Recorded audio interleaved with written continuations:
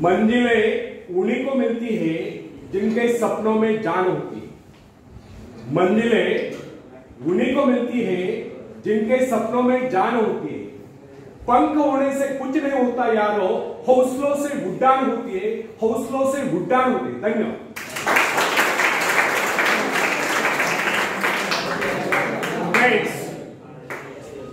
जब सागर शांत हो तो जहाज के चालक को अधिक होशियारी से जहाज चलाने की आवश्यकता नहीं पड़ती, लेकिन जैसे ही तूफान आता है और जहाज डूबने का खतरा पैदा होता है, तब यही चालक या कप्तान अधिक सावधानी बरतने लगता है। जब जहाज में सवार सभी लोग घबरा रहे होते हैं, तब यही कप्तान मुस्कुराता हुआ अपनी संपूर्ण योग्यता को काम में लाता हुआ जहाज को डूबने के संकट से बचाकर सही सलामत ले जाता है। वास्तविक ऐसी योग्यता की परीक्षा दुख और संकट के समय में होती है। जब कोई इंसान थोड़ी पूंजी लगाकर अपने व्यापार का विस्तार करता है तो उसे वर्षों तक कठोर परिश्रम करने पड़ते हैं। इस परिश्रम से वह कुछ कमाने युक्त होता है। यह परिश्रम ही उसके विजय का प्रतीक होते हैं। अपने ग्राहकों को शब्द जाल में फंसाकर वो अपने व्यापार को बढ़ाता है और एक दिन सफल व्यापारी बन जाता है। बाद में छोटे मोटे कारोबारी संकट उसका कुछ नहीं बिगाड़ पाते। जो लोग इससे पहले उसे कम पूंजी वाला समझकर उसका मजाक उड़ाया करते थे, आज वही लोग उसकी सफलता की प्रशंसा करते नजर आते हैं। इसे कहते हैं अपने हाथों अपने भाग्य का निर्माण, आत्मशक्ति का चमत्कार। फ्रेंड्स,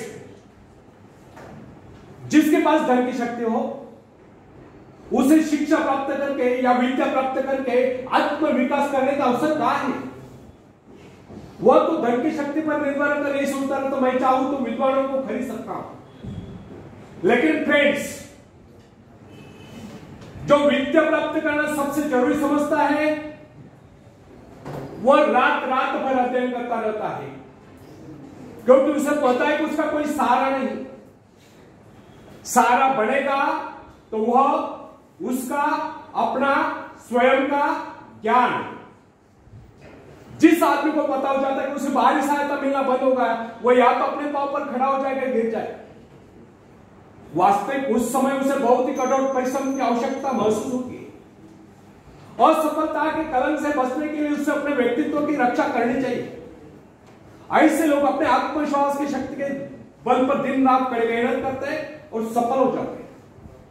फ्रेंड्स, जब मनुष्य पर संकट की घड़ी आ जाती है, जब वह किसी भी तरह से अपनी जीविका चलाने में असमर्थ हो जाता है, तब कोई विरला ही होता है जो सफलता प्राप्ति के लिए खून पसीना एक कर देता है ताकि उसे असफलता का मोह न दिखना पड़े। संकट काल में ही तो मनुष्य की बुद्धि का पता चलता है। कई बार ऐसे अवसर पर ऐसी सफलता मिलती है जिसकी मनुष्य ने सपने में भी आशा नहीं की। वह स्वयं सोचने लगता है कि मुझे इतनी सफलता कैसे मिली। वास्तविक ऐसी शक्ति हर इंसान के भीतर छुपी होती है, परंतु वो उसे पहचान नहीं पाता। जैसे वो संकटों से गिर जाता है, वैसी ये शक्ति बाहर निकलकर उसकी सहायता करने आ जाती है। जो काम इससे पहले वह असंभव समझ रहा था, वही काम पूरे होने लगते हैं। इसका कारण यह है, जब मनुष्य का जीवन चारों खतरों से गिर जाता है, तब उसे बाहर निकलने के लिए हाथ पैर मारना शुरू कर देता है और इस संघर्ष से ही उसकी बुद्धि तेज हो जाती है। उसमें एक प्राकृतिक नैसर्गिक शक्ति आ जाती है। फ्रेंड्स, अपने जरूरतों की पूर्ति के लिए संघर्ष करना हम सभी का कर्तव्य है। संघर्ष से तो हमें सफलता मिलती है। जिनमें संघर्ष करने की इच्छा ही न हो, वो तो असभ्य और जंगली कहलाएगा। आवश्यकता तथा आवश्यक पदार्थों की दुर्लभता ही सदा से मानव जाति के विकास का कारण रही है। हर सभ्यता और संस्कृति का आधार श्रम और संघर्ष है। जो अपना लक्ष्य पाने में खो गए वही कुछ नहीं सकता।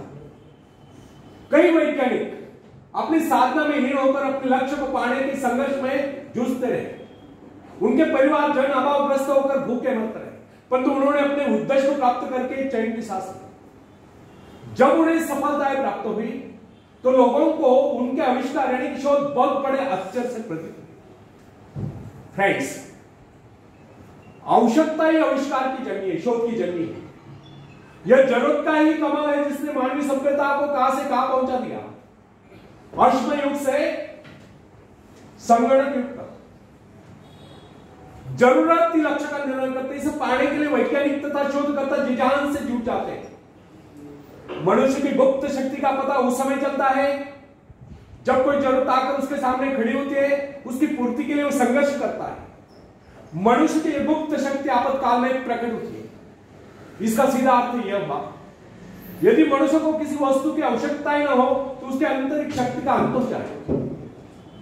बाहरी सहायता लेने से भी इस आंतरिक शक्ति को बाहर निकलने का अवसर नहीं मिलता।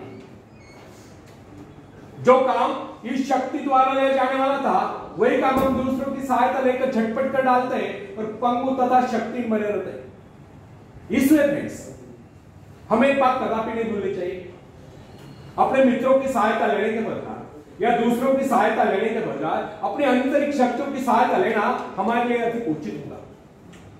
क्योंकि आत्मनिर्भरता एक ऐसी शक्ति है जो मित्रता यानी कि मित्रों से हुई सहायता, प्रभाव यानी कि दूसरों का प्रभाव, धन संपत्ति, दामकरी काम, पैसे से लिया हुआ काम, ऊंचा वंश यानी कि ऊंचे खानदान में जन्म को आए व्यक्ति का सहारा लेना या बाहरी किसी भी प्रकार की सहायता, इन सब की सामूहिक शक्ति से ही शक्तिशाली होती है।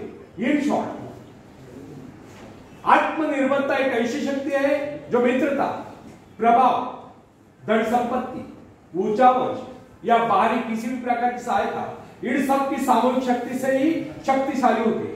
आत्मनिर्भरता की सहायता लेकर मनुष्य भीषण से भीषण बाधाओं को भी पार कर जाता है, भयंकर कठिनाइयों पर भी विजय प्राप्त करता है, बड़े से बड़े आविष्कार यानी कि शोध करने में भी सफल हो जाता है। इंसानी गुणों में सबसे अधिक शक्ति आत्मनिर्भरता की है। जो इंसान अपने सहारे जीता है, जो अपने बल पर चलता है, जो अपने लक्ष्य पर चट्टान के भांति डटा हुआ है, जो बाधाओं को सामने देखकर जरा भी विचलित नहीं हुआ, जिसे अपनी कार्य कुशलता और कर्म शक्ति पर पूरा विश्वास है, वही सफल होता है। सत्य, पवित्रता और सुंदरता पर प्यार करना मनुष्य का स्वभाव है। जो व्यक्ति मौलिक विचारों के बल पर जीता है, जिसके कुछ सिद्धांत हैं जिन पर वह आरूढ़ रहता है, जो अपने वसूलों पर दृढ़ता से कायम है, लोगों से आश्चर्य से देखते हैं, उसके अनुयायी बनने का प्रयत्न करते हैं, क्योंकि लोगों की दृष्टि में वो महान है। फ्रेंड्स, यदि आप भी महान बनना चाहते हो तो अपनी शक्तियों को पहचानो।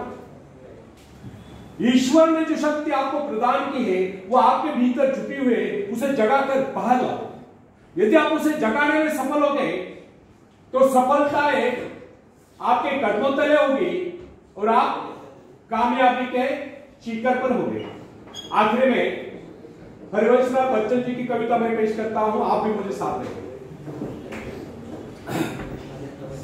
लहरों से डरकर नौका पार नहीं होती, कोशिश करने वालों की कभी आवाज, कोशिश करने वालों की कभी नन्ही टीटी जब दाना लेकर चलती है, चढ़ती दीवारों पर 100 बार फिसलती है।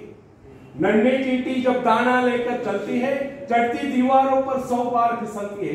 मन का विश्वास रगों में सांस भरता है, चढ़कर गिरना, गिरकर चढ़ना न करता है।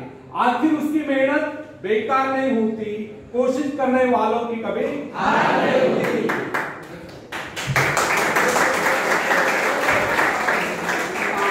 आखिर में पहले बताना, डुबकिया सिंधु में गोताखोर लगाता है, डुबकिया सिंधु में गोताखोर लगाता है, जा जाकर खाली हाथ लौट कर आता है। मिलते नहीं सोची मोती गहरे पानी में, मिलते नहीं सोची मोती गहरे पानी में, मुट्ठी उसकी खाली हर बार नहीं होती, कोशिश करने वालों की कभी हार नहीं होती, कोशिश करने वालों की कभी हार नहीं होती। आखिरी पद आप सबके लिए बहुत इंपॉर्टेंट है, पूरे ध्यान से सुनो, बाद में तालियां बजाना। असफलता एक चुनौती, इसे स्वीकार करो। असफलता एक चुनौती, इसे स्वीकार करो। क्या कमी रह गई देखो और सुधार करो। जब तक न सफल हो नींद चैन को त्यागो, तुम संघर्ष का मैदान छोड़कर मत भागो। कुछ किए बगैर जय जयकार नहीं होती, कोशिश करने वालों की कभी हार नहीं होती, कोशिश करने वालों की कभी हार नहीं होती। धन्यवाद।